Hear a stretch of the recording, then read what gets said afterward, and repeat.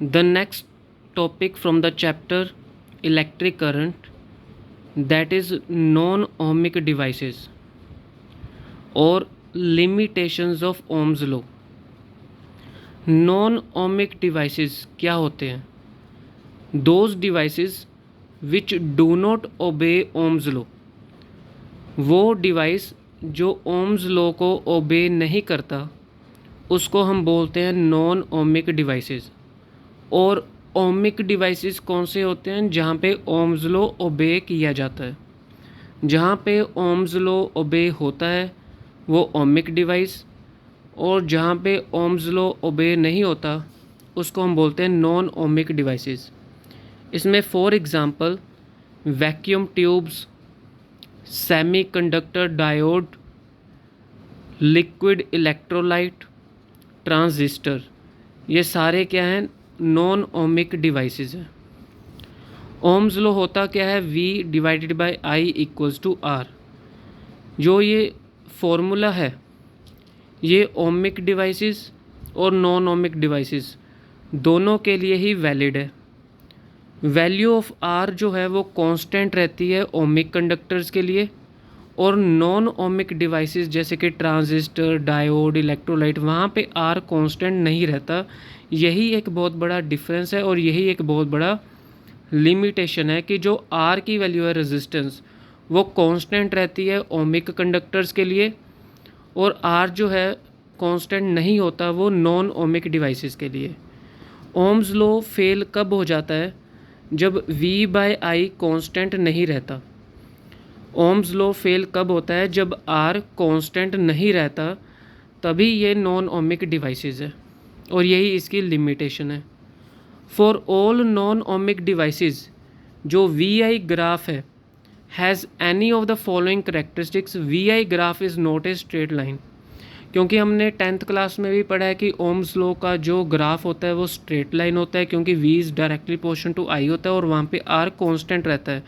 लेकिन जो non ohmic devices हैं वहाँ पे ग्राफ जो है वो स्ट्रेट लाइन नहीं होता, इसीलिए नॉन ओमिक डिवाइसेस को नॉन लीनियर डिवाइस भी कहा जाता है।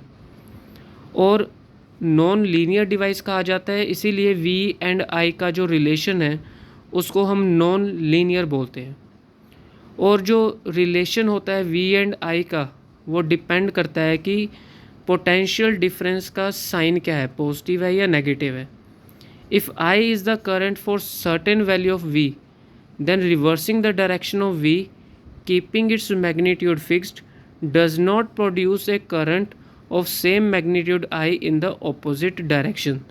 This happen in case of junction diode, which we shall study in chapter 9 में वो हम डिस्कस करेंगे जब सेमीकंडक्टर का चैप्टर आएगा।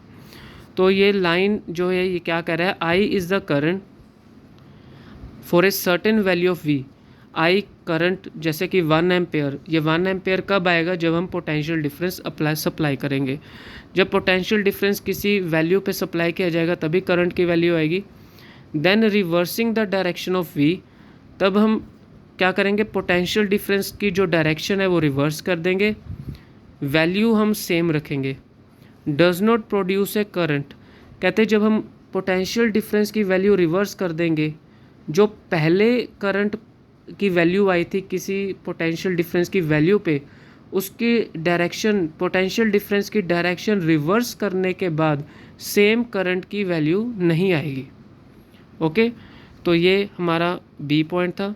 The relation between V and I is not unique, इसीलिए ये कहते हैं कि जो रिलेशन है V एंड I का नॉन ओमिक डिवाइसेस में वो यूनिक नहीं है, क्योंकि जब हम ओमिक डिवाइस की बात करते हैं तो किसी पोटेंशियल, समझ लीजिए आपने 5 वोल्ट पोटेंशियल डिफरेंस अप्लाई किया और 1 एम्पेयर करंट आ गया, तो जब आप वोल्टेज की डायरेक्शन रिवर्स कर दोगे, चेंज कर दोगे, तो करंट की सेम वैल्यू नहीं रहेगी, इसलिए ये नॉन लीनियर है। और V एंड I का पहले स्ट्रेट लाइन होता था, अब नॉन ओमिक के लिए अब जो है कर्व शेप बन जाएगी।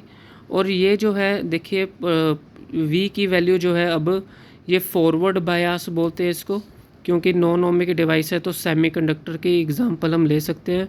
इसका जो ये वर्ड है फॉरवर्ड बायास, ये हम 9th चैप्टर में डिस्कस करेंगे। ये फॉरवर्ड बायास होता है और ये रिवर्स बायास होता है, रिवर्स बायास। और ये रिवर्स डायरेक्शन में आ रहा है करंट, और ये फॉरवर्ड डायरेक्शन में करंट आ रहा है। ठीक है, तो ये हमारे पास लिमिटेशंस थी ओम्स लॉ की।